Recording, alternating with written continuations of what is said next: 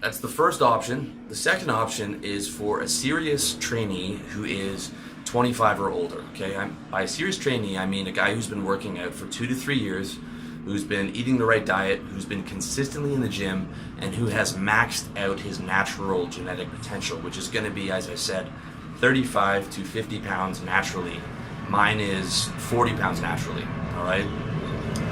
The reason this is important, there's a couple reasons it's important, that you've already proven yourself to be serious. Okay, number one, if you're a big guy, if you have naturally wider shoulders than I do, and you're taller than I am, and you have better genetics for building muscle, okay, you could be 6'2", broad-shouldered, and 50 pounds of muscle. So you're sitting at like 200, 210 naturally, which is going to make you look very fucking good. You're going to look better than I do on cycle because you have wide shoulders and you just look bigger.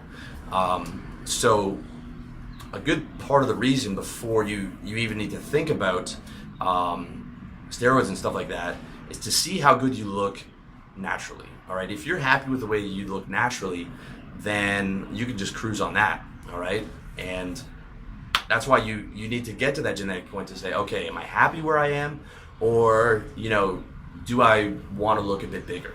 All right, for someone like me who's 120 pounds naturally, that was my high school weight, 5'10", 120 pounds. I'm average height, but I have very small shoulders.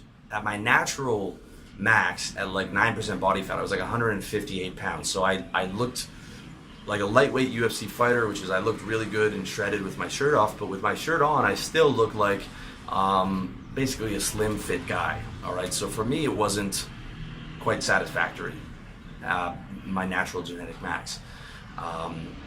The other option was I got up to 180, and I had more muscle because I wasn't as lean, but I had fat. So I looked decent with my shirt off, but I had some fat on my face, or I looked decent with my shirt on, but I had fat on my face. And, I didn't look great with my shirt off. I just looked bulky. I looked big, but I looked bulky, and that wasn't an option too. So like a lean 175, 170 is probably where I look best, about 175, but my natural max is a lean 160, all right? So that's something that I realized, but I had to hit my genetic max to realize that, all right? And I say over 25, okay, because if you're under 25, fucking around with your hormones can permanently damage your HPT axis, which is, your pituitary, your hypothalamus. Okay, this is not 100% proven, but it's something that I've done some research on, and it's something you have to take into account, all right? Because you're young, you're not fully developed yet, okay? Your endocrine system is still developing. So you can fuck all that up by fucking around with your hormones, and not something you want to do. Also, if you're under 25, your rational brain is not fully developed, okay? I remember being 18, 19, and, if I'd taken steroids then, I wouldn't have done it the proper way. I would just be like, yeah, let's fucking do it, man. Let's do it. I'm going to look so good at the beach. I'm going to get so many girls.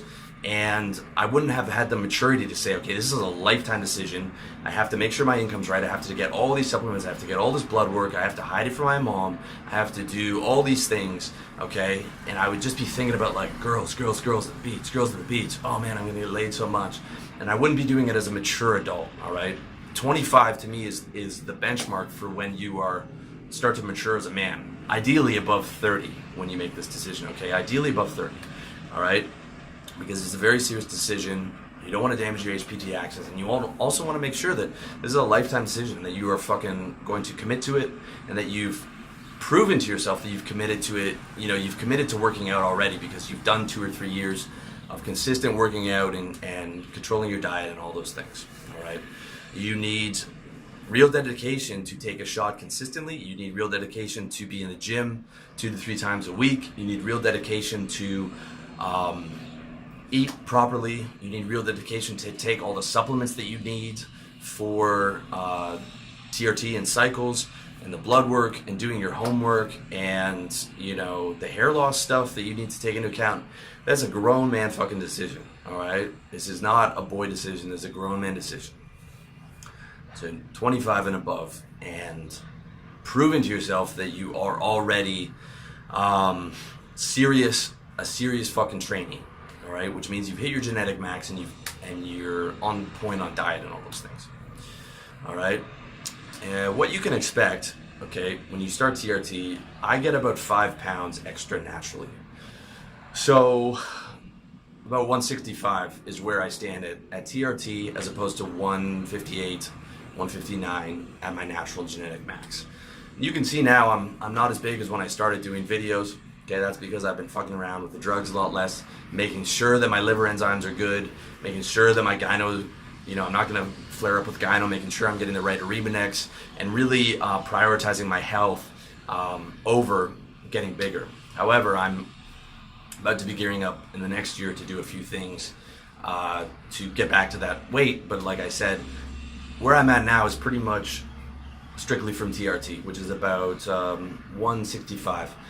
So, but as I said, 5 or 6 pounds more than my natural genetic max, which is not particularly big. I mean, I look pretty good with my shirt off. I look like I work out with my shirt on, but I don't look particularly big right now. However, that is just from coming off a few of those cycles that I was doing, because I had to get my health in check. And I will be up to 170, 175 by the end of next year, and that will probably be it for me in terms of bodybuilding. I'll probably just try and maintain that look for the rest of my life, which is going to be about 55 pounds of lean muscle, okay?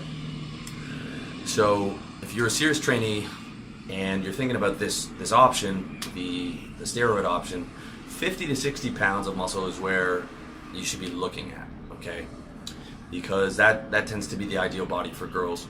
And going above that increases the amount of health risks, and going to that hardcore bodybuilder of 100 pounds, I don't think that's a good move. It just takes too much, too many drugs, too bad for your health profile. And also, a lot of girls don't like a guy who's that ridiculously huge, but like a guy who's 10 to 20 pounds over his genetic max is going to look like a fitness model, basically, which is the male fitness model is pretty much the ideal body for guys.